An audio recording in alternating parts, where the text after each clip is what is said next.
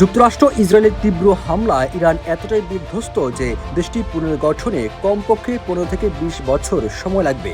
এমন আগ্রাসী হামলা ইরানে এখন কোনো নৌবাহিনী সেনাবাহিনী নেই, এমনকি দেশটির টেলিযোগাযোগ ব্যবস্থা, বিমান বিধ্বংসী ব্যবস্থা বা কোনো নেতা কিছুই অবশিষ্ট নেই। এভাবেই এসব দাবি করেছেন মার্কিন প্রেসিডেন্ট ডোনাল্ড ট্রাম্প। এমন প্রেক্ষাপটে সামাজিক যোগাযোগ মাধ্যমে প্রশ্ন উঠেছে, তবে কি ইরানের সত্যি এতটাই ধ্বংস হয়েছে, নাকি ইরানকে চাপে রাখতে মার্কিন প্রেসিডেন্ট এসব দাবি করেছেন?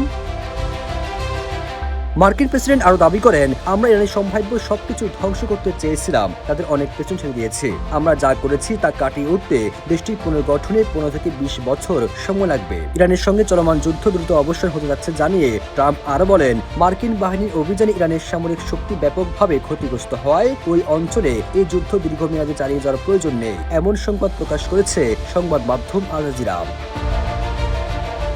5+ স্টার রেটিং প্রাপ্ত দেশের সর্বোচ্চ বিদ্যুৎ সাশ্রয়ী ওয়ালটন এসি। স্মার্ট কমফোর্ট এখন নেক্সট লেভেলে। আলোচনার বিষয় উল্লেখ করে ট্রাম্প বলেন, ইরান যদি আলোচনার টেবিলে আসে তবে ভালো, কিন্তু তারা আলোচনায় এলো কিনা তাতে এখন আমাদের কোনো কিছুই যায় আসে না। এদিকে ইরানের রাজধানী তেহরানে নতুন করে ব্যাপক হামলা চালিয়েছে দখলদার ইসরায়েল ও আগ্রাসী যুক্তরাষ্ট্র। 1 এপ্রিল ভোরে তেহরান ছাড়াও আহবাজ, সিরাজ, ইস্পাহান এবং কারাচে এই হামলা চালানো হয়।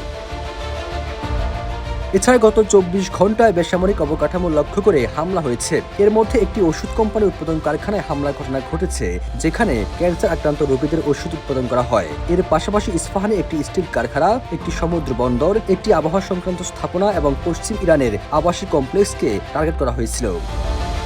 সবুজ আলম, নিউজ ডেস্ক, ইত্তেফাক।